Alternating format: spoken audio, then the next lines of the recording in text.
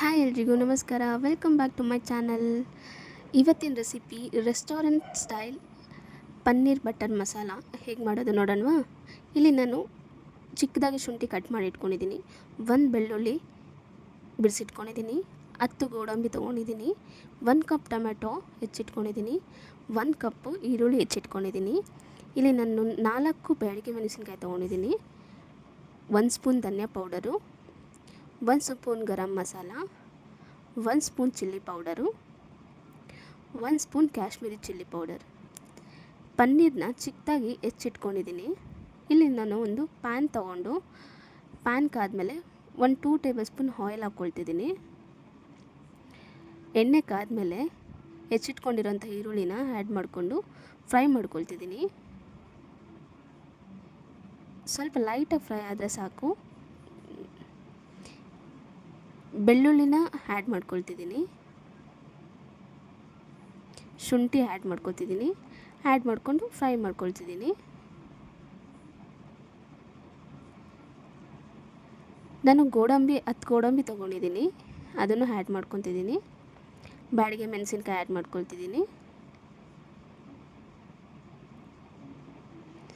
ಎಲ್ಲ ಆ್ಯಡ್ ಮಾಡಿಕೊಂಡು ಲೈಟಾಗಿ ಫ್ರೈ ಮಾಡ್ಕೊಳ್ಳೋಣ. ಈಗ ನಾನು 1 ಕಪ್ಪು ಟೊಮೆಟೊ ಆ್ಯಡ್ ಮಾಡ್ಕೊಳ್ತಿದ್ದೀನಿ.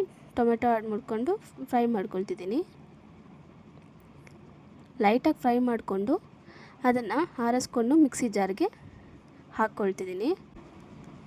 ಈಗ ಮಸಾಲಾನ ಒಂದು ಸ್ವಲ್ಪ ನೀರು ಹಾಕ್ಕೊಂಡು ರುಬ್ಕೊಬಿಡೋಣ.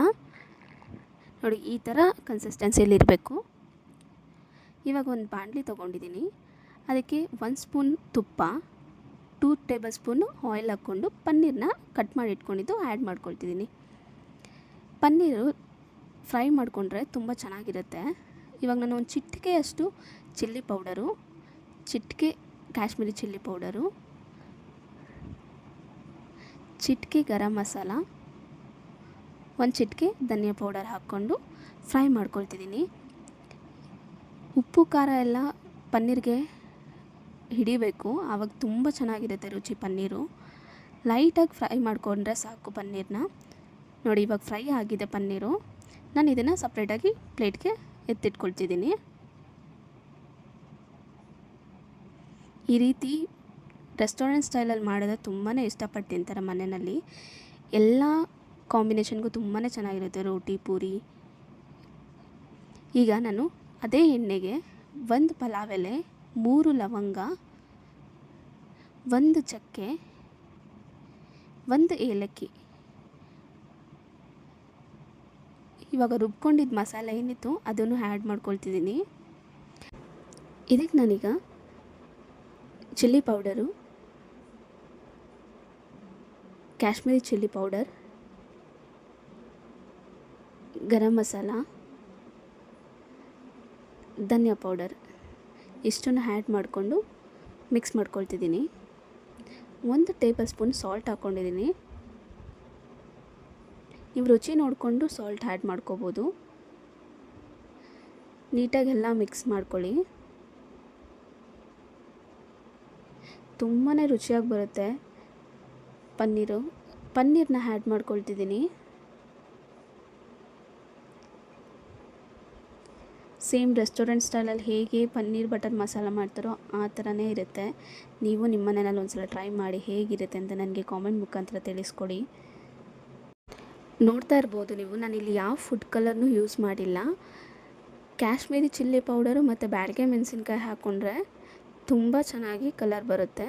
ನೋಡಿ, ಈ ಥರ ಮೇಲೆ ಎಣ್ಣೆ ಎಲ್ಲ ಬಂದಮೇಲೆ ಇದಕ್ಕೊಂಚೂರು ಕಸ್ತೂರಿ ಮೇಥಿ ಆ್ಯಡ್ ಮಾಡಿಕೊಂಡು ತಿರುಗಿಸ್ಕೊಳ್ಳೋಣ. ನೀಟಾಗಿ ಮಿಕ್ಸ್ ಮಾಡ್ಕೊಳ್ಳೋಣ.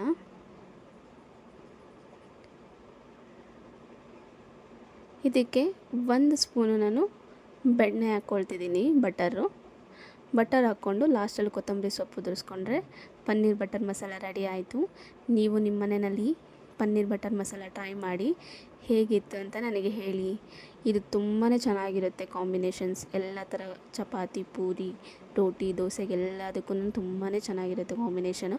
ನಾನಿಲ್ಲಿ ಚಪಾತಿ ಮಾಡ್ಕೊಂಡಿದ್ದೀನಿ.